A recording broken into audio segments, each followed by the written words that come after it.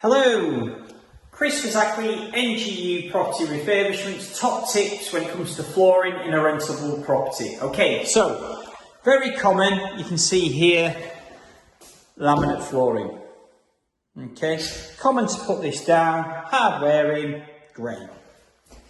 Now you can see this room here, I've got external space, I've got a door which leads to outside. It leads across from the kitchen wet area. So my starting point is kids, families are going to come from outside. If I fit laminate flooring, it's going to get water damage because this is going to be used to go inside and out. You'll have problems. So if I fit laminate flooring, yeah, it may be a bit cheaper, but I'm going to have problems. What I'd recommend is LVT flooring, luxury vinyl tiles. So you can see plank effect.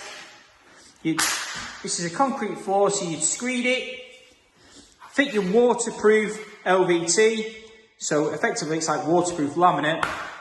Clear silicone the edges, you don't need your scotia. Then once this is down, it's down.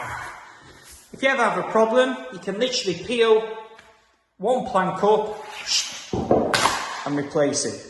It comes in loads of different designs. So if you've got a wet area or you've got an area which you think, you know what, if I fit laminate, it's just not going to last. You need to bomb-proof your properties. So for the flooring here, to give you an example, I've got the back utility and the second utility. So for the screed, the flooring, for the 2 rooms, material cost is about 400 quid for these 2 rooms.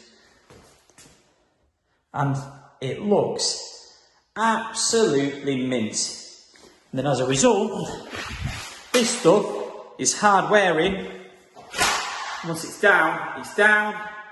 It's like waterproof laminate. So, top tip, LVT flooring if you've got a wet area and you want things to last. That's Chris Fazzackley, NGU.